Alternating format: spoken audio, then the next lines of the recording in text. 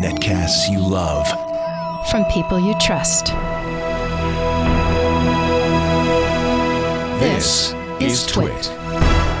Audio bandwidth for the Daily Gizwiz is provided by AOL Music and Spinner.com, where you can get free MP3s, exclusive interviews, and more. Video bandwidth for the Daily Gizwiz is provided by CacheFly at CacheFly.com. It's time for the Daily Gizwiz with Mad's maddest writer, Dick DeBartolo. This is episode 1070 for Friday, April 16th, 2010, the Philips Screen Phone. And now, get ready for Dick. At the end of every week, we gather together, martinis in hand, smoking jackets on, pipes and funny hats, to bid farewell to a week gone by and hello to Dick's Gadget Playhouse. They're geeky and they're goofy, together they are loopy. When gadgets pass away, he takes them out to play in Dick's Gadget Warehouse. Look over there. It's Dick DeBartolo, Mad Magazine's maddest writer. Hello, Dick. How are you? Welcome to the Playhouse. Leo, how you doing, pal? You must have been. You were a man about town. I was a man about town. You were a man about town. You must have made it to the mansion. Once I or never twice. did. Never. I did a show, wrote a show for the Playboy Club that's called right. Little Annie Fanny, but Little that's Annie as close Fanny. to the club as I... They never invited you to the mansion to hobnob with Hugh and the girls? No. The first kind of glimmer of going to a place where there were beautiful models and flowing liquor and debauchery was Twit Cottage.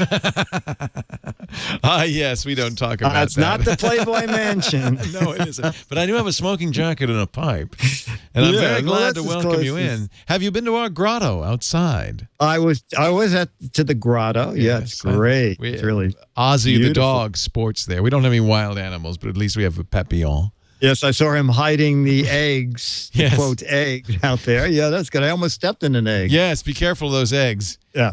Hugh has peacocks. We have a dog and a cat.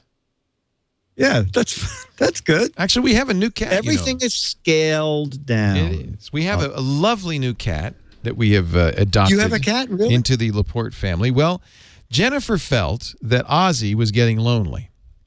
Now, Ozzy, as you remember, is about the size of a teacup. He's like, 7 pounds. He's a tiny little thing. So she figured she'd get him a cat.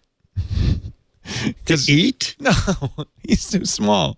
In fact, it was more likely the cat would eat him. She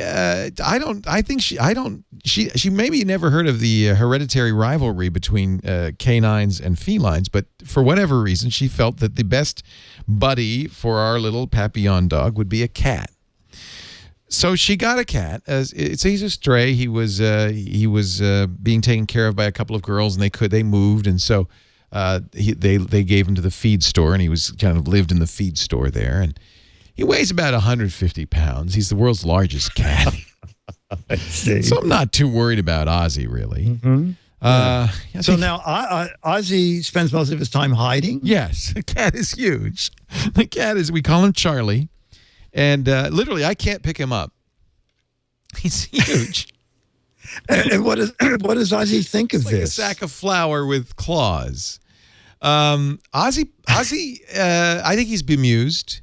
Charlie likes dog food, as it turns out. Who would have thunk it? So he pretty much raids Ozzy's water and dog bowl every morning. He eats everything. And Ozzy just stands there looking at him. He doesn't bark, doesn't get upset. He just looks at him. Of course, there's always more where that came from. We're glad to refill it for Ozzy. So, but yeah, they get along pretty well. It's an interesting pair. Did they attempt to play with each other? Yeah, they chase each other around the house. Okay. With a knife? They actually get along pretty well, believe it or not. Oh, okay. It's the strangest thing. Well, I know dogs and cats that are brought up together are absolutely fine. Right. Yeah, and Ozzy was brought up with a cat, Big Boy, who went off to greener pastures some years ago. Oh, okay. So Charlie is a Big Boy replacement, and he's actually bigger than Big Boy. Well, then He makes Big Boy That'll look work. like a little boy. No, when I got my first dog from the ASPCA, they turned out that there was a cat in the next cage, and I ended up taking them both, and they just got along really great because they were cellmates. Charlie, they were cellmates. They busted out of that popcorn stand together. Now, Charlie is the sweetest little cat. I just adore him. He's a very, very sweet cat, and they're very good with each other. So that's good. It's not exactly the Playboy Mansion. But at least we do have the exotic pets. Sounds good to me. Now, have you been to the Gadget Warehouse? We have the Philips screen phone. Let me look at the copyright date on the instruction book. I think it was about 1996. The screen phone. The screen phone. I had a Philips screen phone. It was pretty nifty. It had a lot of devices on it that they never implemented. For example, the side of the screen, I actually have the instruction book here. The side of the screen phone had a place to insert your credit card. Ooh. Because the idea was that without a computer, you could get and send emails, you could do some shopping, and when it was time to pay, you just slipped your credit card in the side of the phone. It has a slide-out QWERTY keyboard. The problem was it was a monochromatic screen, and many of the features like the shopping and the banking, you're supposed to be able to do everything on this phone, never got implemented. And then shortly thereafter, computers started dropping in price. And the phone was wildly expensive. I think it was $299. Well, I mean, not wildly expensive, I guess, for that time. And so the screen phone lasted about a year. I think there's someone online selling one on eBay for $39, but there are not a lot of them around. I think I might have had that phone. That looks awfully familiar. Yeah, you know that they only did them in black and white. Had a little chiclet keyboard. Like I said, I had really high hopes for this. You know, I thought, wow, sticking my credit card. You know, it's like that keyboard I had from. It was a Gadget Warehouse Friday. Compact had one. The smart keyboard, where they had special credit cards with a chip in it that the keyboard would recognize, so that you didn't have to type any information. And this phone had the same kind of credit card reader in the side, but they never implemented anything. And it had 100 memory, name recall, and you could type the good thing is you could type directory entries into the phone with a regular QWERTY keyboard, little chiclet thing. But it never caught on. Philips didn't really implement it because I think sales were too poor to bother pouring more money into it. So it came and went rather quickly, but it was a very interesting try. The screen it was called the Philips screen phone, and on some of the websites they refer to it as the Philips enhanced telephone. Oh. But my user guide says that I own the Philips screen phone. Screen phone. I think everybody was doing that. Really? Yeah, they were all try. Yes, exactly. Yeah. Oh, it's my gadget. It's very lovely. Warehouse.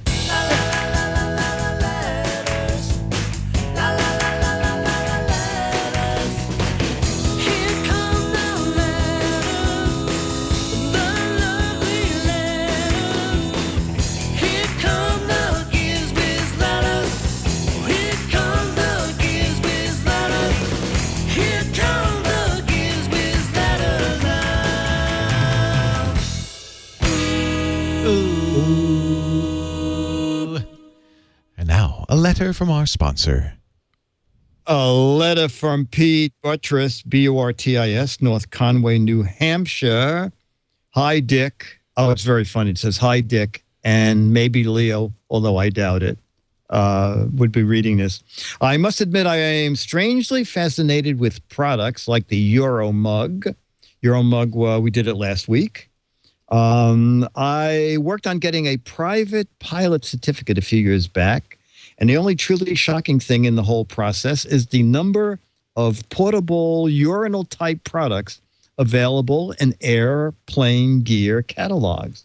You cannot believe the amount of technology that goes into these things.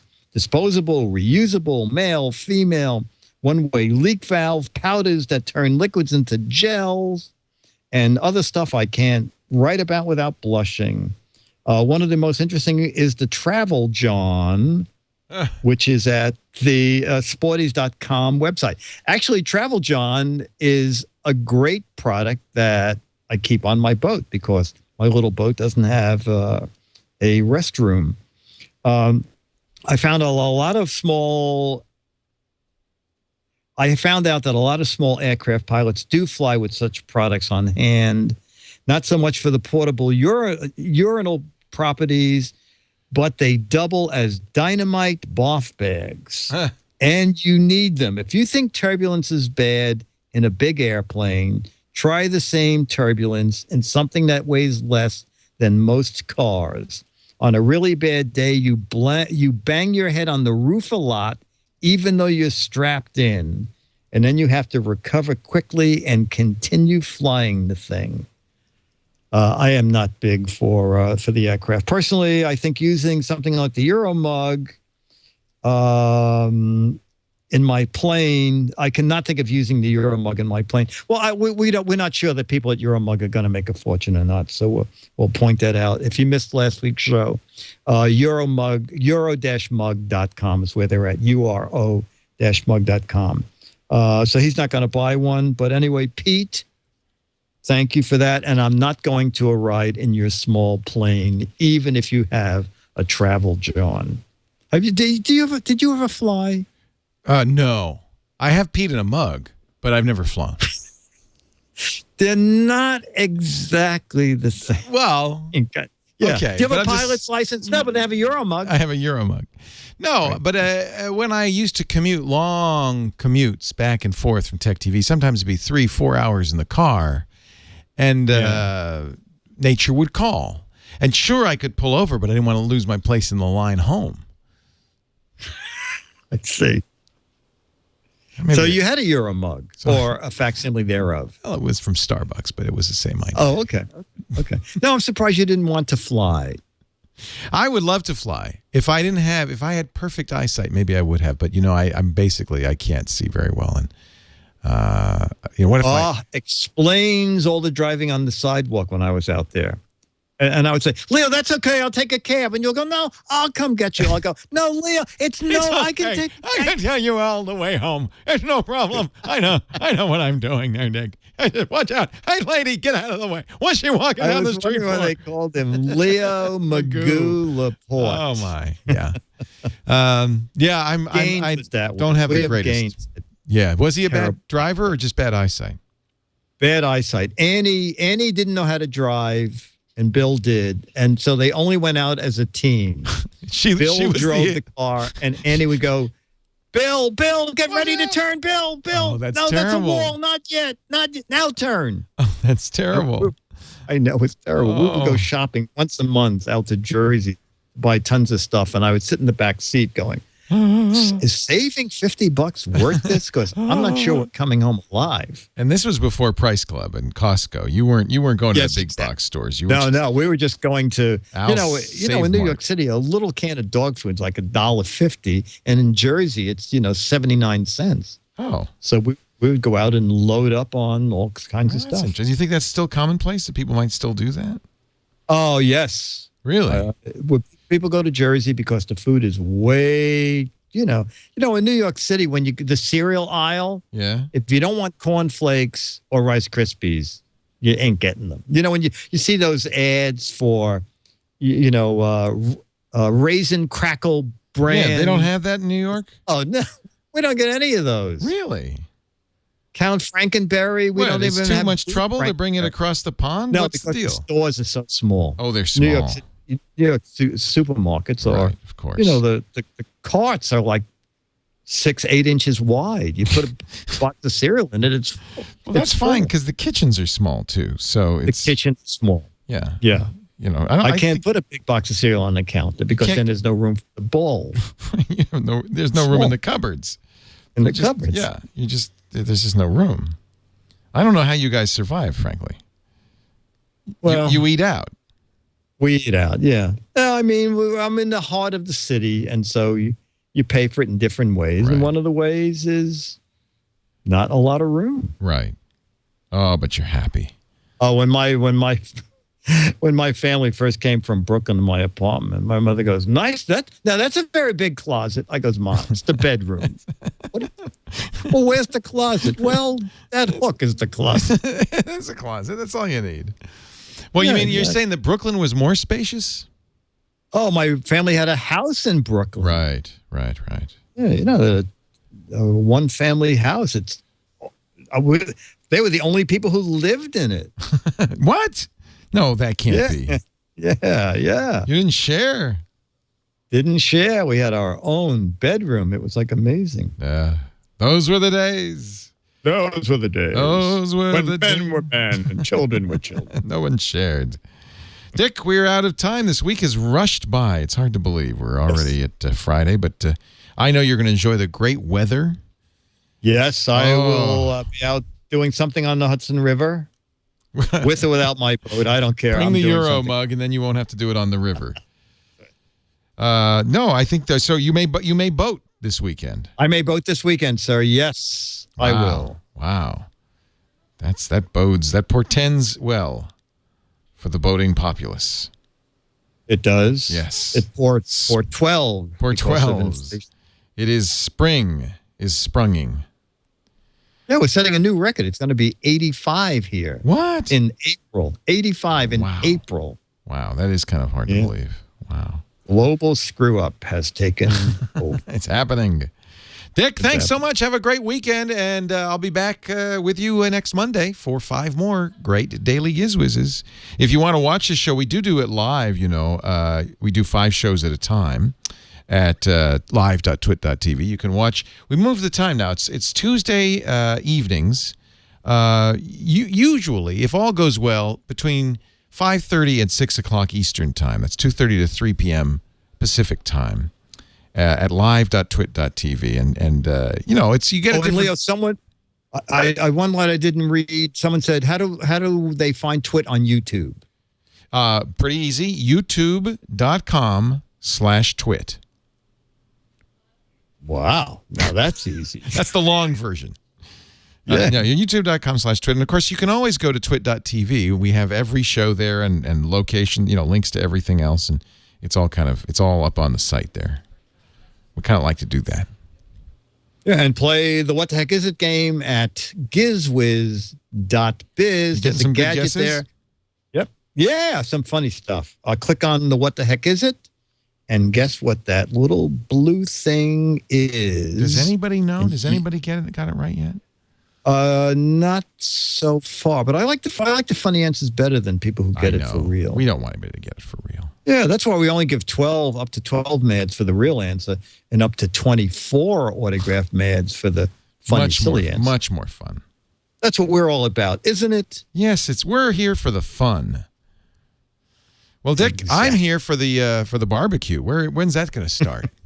The barbecue is as soon as my 12-volt inverter heats up a little more. Oh, we're in the kitchen again this year? All right, Dick, I will see you on Monday. Have a great weekend. I'll be here. DAIL. Why? It's the Daily Giz Wiz. It's the Daily Giz Wiz.